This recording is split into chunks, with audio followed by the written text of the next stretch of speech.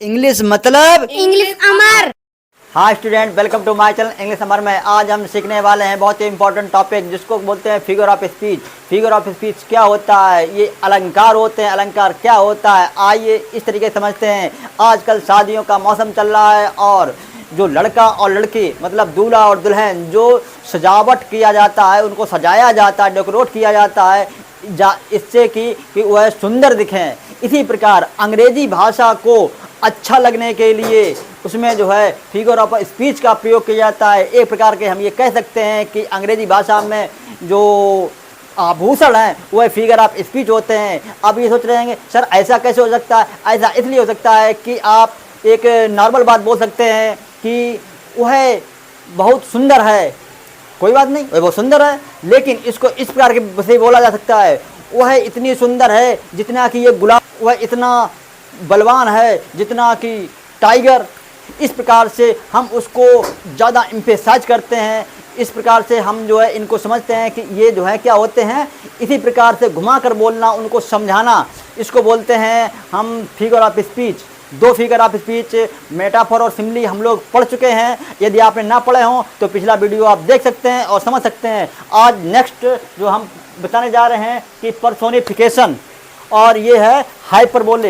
ये भी अपने आप में बहुत महत्वपूर्ण है, ये बोर्ड परीक्षा में बहुत आते हैं। आइए देखते हैं पर्सोनिफिकेशन। इसमें आप देख रहे हैं कि इसमें लिखा है पर्सन, तो इसका मतलब ये है।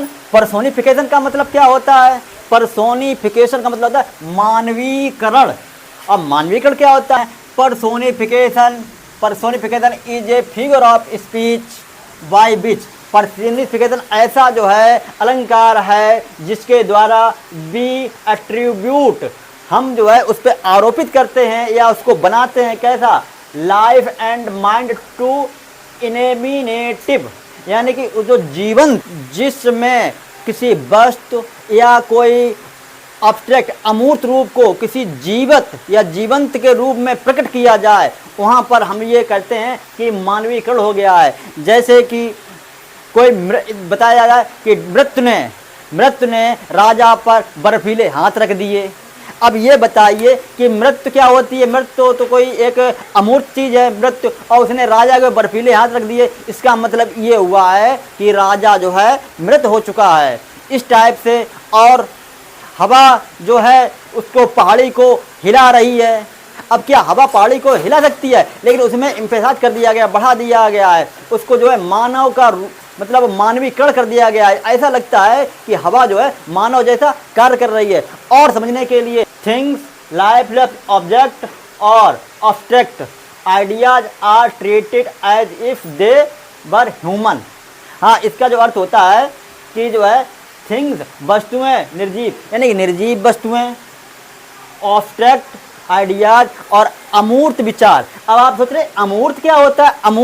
अमूर्त मतलब होता है कि जिसमें जो है आकृति ना हो, जैसे पढ़ाई लिखाई, अच्छाई बुराई, इस टाइप की जो बातें होती हैं, बड़ाई, इस टाइप की बातें होती हैं, अमूर्त बोला जाता है। Treated as if they were human, वो ऐसे व्यवहार करेंगी जैसे कि उनमें जान हो, वो मानव हो, ऐसे व्यवहार करेंगी। आइए एग्जाम्पल से समझते हैं और अच्छी तरीके से। लव इज ब्लाइंड, प्यार अंधा होता है। मतलब ये बहुत पुरानी इसमें जो है किताब दिया गया है। प्रेम अंधा होता है, मतलब प्रेम तो ये एक अमूर्त है, प्रेम तो अमूर्त है, लेकिन उसको क्या बताया? अंधा बताया गया। अंधा जैसे कि उसमें आंखें हों, तो इसी को बोलते हैं मानवीकरण। यानी कि आइए इसका सार समझिए।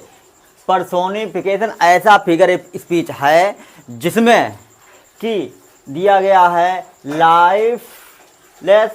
लाइफलेस वस्तुएं, निर्जीव वस्तुएं और अमूर्त वस्तुएं या विचार अमूर्त वाले जो हैं उनको जो है एक मानव के रूप में प्रदर्शित किया जाता है। इसको पर्सोनिफिकेशन या मानवीयकरण, ये मानवीय पर्सन लिखा है मानवीयकरण, तो उसमें जो है प्रदर्शित किया जाता है। इसको बोलते हैं पर्सोनिफिकेशन। आइए एग्जाम्पल समझते हैं। मैं आपको दिखाई पड़ रहा हूँ, ठीक है, मैं दिखाई पड़ रहा हूँ, तो मैं क्या हूँ? मूर्त हूँ। मेरी उंगली दिखाई पड़ रही है, उंगली मूर्त है। ये मार्कर दिखाई पड़ रहा है, मार्कर मूर्त है। लेकिन मेरी क्या अच्छाई दिखाई पड़ रही है? नहीं दिखाई पड़ रही है, तो ये अमूर्त है। प्रेम दिखाई पड़ रहा है? नहीं दिखाई पड़ रहा है, ये अमूर्त है। घृणा दिखाई पड़ रही है? नहीं दिखाई पड़ रही है, ये अमूर्त है। मेरी पढ़ाई दिखाई पड़ रही है? नहीं दिखाई पड़ रही है, ये अमूर्त है। तो आप उम्मीद है आपको अमूर्त और मूर्त में डिफरेंस समझ में आ गया होगा। आइए नेक्स्ट एग्जांपल देखते हैं। इसी प्रकार डेथ लेज हिज आइस हैंड, यानी कि मृत ने बर्फीले हाथ, ice hand on the king, यानी मृत ने बर्फीले हाथ जो है राजा के ऊपर रख दिए, मतलब राजा की जो है मृत्यु हो गई है। इसको इस तरीके से जो है दर्शाया गया है, इसलिए यहाँ पे पर्सोनिफिकेशन है। और कहने को तो ये भी कहा जा सकता था कि राजा की मृत्यु हो गई है, लेकिन उसमें थोड़ा एम्फेसाइज कर दिया गया है, थोड़ा अच्छा बना दिया गया, इसमें फिगर ऑफ स्पीच का प्रयोग कर दिया गया। और आइए देखते हैं next, anxiety is setting on her face. Anxiety होती है चिंता, चिंता बैठी हुई है, चिंता क्या है, चिंता बैठी हुई है, कहाँ बैठी हुई है, ऑन हर फेस, उसके चेहरे पर, यानी किसी को चिंता है तो उसके चेहरे पर चिंता झलक रही है, इस तरीके से चिंता झलक रही है। जब चिंता झलक रही है तो चिंता मतलब ये कहने मतलब है कि उसके चेहरे पर चिंता झलक रही है, लेकिन इसको थोड़ा एम्फेसाइज कर दिया है कि चिंता जो है उसके चेहरे पर बैठी हुई है, इसलिए यहाँ पे क्या है, पर्सोनिफिकेशन है, मानवीकरण है। और नेक्स्ट देखिए, ट्रूथ सिट्स, यानी कि सत्य बैठता है, क्या है, upon the lips on dying man, सत्ता उसके जो है मरते हुए वाले व्यक्ति के ओठों पर बैठी हुई है, ये इसमें लिखा हुआ है। इसका मतलब ये है कि जो मृत्यु होती है किसी की, आखिरी वक्त होता है, तो उससे जैसे कुछ पूछा जाता है तो वो सत्य बताने की ही प्रयास करता है, इसलिए यहाँ पर क्या है, मानवीकरण है। आइए नेक्स्ट देखते हैं, अपॉर्चुनिटी नोज, यानी कि अवसर जो है, अवसर सभी के जीवन में अवसर आते हैं, और नोक्स दरवाजा खटखटाते हैं, at the door but once, एक बार, यानी कि इसका कहने मतलब ये है कि अवसर सबके पास आते हैं और वो केवल एक बार दरवाजा खटखटाते हैं, बार बार नहीं, यानी मौके आपको बार बार नहीं मिलेंगे, इसलिए यहाँ पर क्या है, पर्सोनिफिकेशन है, मानवीकरण है। आइए, यदि हमारा वीडियो पसंद आ रहा हो तो लाइक करें, यदि आप वीडियो पर पहली बार आए हैं तो चैनल को सब्सक्राइब भी कर लें, जिससे कि आपको नोटिफिकेशन समय से मिल सके। अब नेक्स्ट देखते हैं, हाइपरबोले। हाइपरबोले क्या होता है, हाइपरबोले अतिशयोक्ति, अतिशयोक्ति क्या होता है, अतिशयोक्ति अति बढ़ा चढ़ाकर बोलना, अति हिंदी में समझिए, अति बढ़ा चढ़ाकर बोलना, उसी को अंग्रेजी में समझिए। हमारे चैनल पर काफ़ी लोग इंग्लिश मीडियम बच्चे पढ़ रहे हैं और हिंदी मीडियम पढ़ रहे हैं, तो मैंने दोनों का लिखने का प्रयास किया, दोनों प्रकार से समझाने का प्रयास कर रहा हूँ। आइए देखिए, हाइपरबोले यानी कि हाई फाई बोलना, यानी कि बहुत बढ़ा चढ़ाकर बोलना, उसको बोलते हैं, क्या बोलते हैं, अतिशयोक्त, यानी हिंदी में अतिशयोक्त, अंग्रेजी में हाई फाई बोलना। अब हाई फाई कैसे बोला जाता है, इसका मतलब ये परिभाषा लिखी है, hyperbole involve exaggeration on over statement, यानी कि अत्यधिक बढ़ा चढ़ा के बोलना, और ये भी एग्राग्रेशन होता है अतिशयोक्त, यानी कि इसको भी होता है बढ़ा चढ़ाकर बोलना। फॉर इम्पेसिस, हाइपरबोले वो फिगर ऑफ स्पीच है जिसमें किसी बात को बहुत ही बढ़ा चढ़ाकर जो है बोला जाता है। जैसे कि एग्जाम्पल, शी वीप्ड, वह रोई, एन ओशिन ऑफ टीयर्स, यानी कि समुद्र जो है इतना रोई कि उसके आंसुओं से समुद्र भर गया। क्या ऐसा हो सकता है कि समुद्र बन सकता है, क्या एक कटोरा निकल सकता है पानी उसका आंसुओं का, नहीं हो सकता ऐसा, लेकिन इसमें इतना बढ़ा चढ़ा कर दिया गया है कि जो असंभव है, और असंभव को क्या हाई फाई है, और हाई फाई मतलब हाइपरबोले, समझ में आ गया होगा। आइए नेक्स्ट देखते हैं, रिवर्स ऑफ फ्लड, यानी कि नदियों में बाढ़, नदियों की बाढ़, फ्लोड बही, इन द बैटलफील्ड, खून की नदियां ऐसे बहीं, कहाँ, युद्ध के मैदान में, युद्ध के मैदान में खून की नदियां बहीं। क्या ऐसा हो सकता है कि युद्ध का मैदान हो और खून की नदियां, अरे खून थोड़ा बहुत फैलना, चोट लगना, मृत्यु होना, ये तो सब हो सकता है, लेकिन खून की नदियां बहना, ये कुछ ज़्यादा ही हाई फाई कर दिया है, इसलिए यहाँ पर हम बोल सकते हैं कि हाइपरबोले फिगर ऑफ स्पीच है।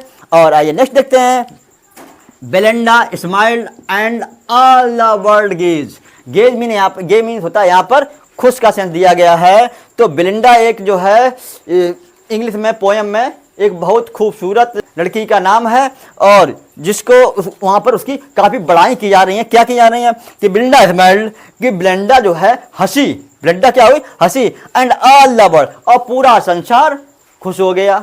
ऐसा कभी हो सकता है कि एक हंसे और पूरा संसार खुश हो जाए? एक हंसे दूसरा तो हो सकता है कि आमने सामने वाला खुश हो जाए, लेकिन ऐसा नहीं हो सकता कि पूरा संसार ही खुश हो जाए। लेकिन इसमें इतना बढ़ा चढ़ा के कर दिया गया है, इतनी अतिशयोक्ति कर दी गई है कि जिससे कि हमें मालूम पड़ रहा है कि यह अतिशयोक्ति अलंकार है। और अंग्रेजी में देखा जाए इतना उसे हाई फाई, हाइपर बोले, हाई फाई कर दिया गया है कि वो जो है हमारा फिगर ऑफ स्पीच हाइपर बोले है।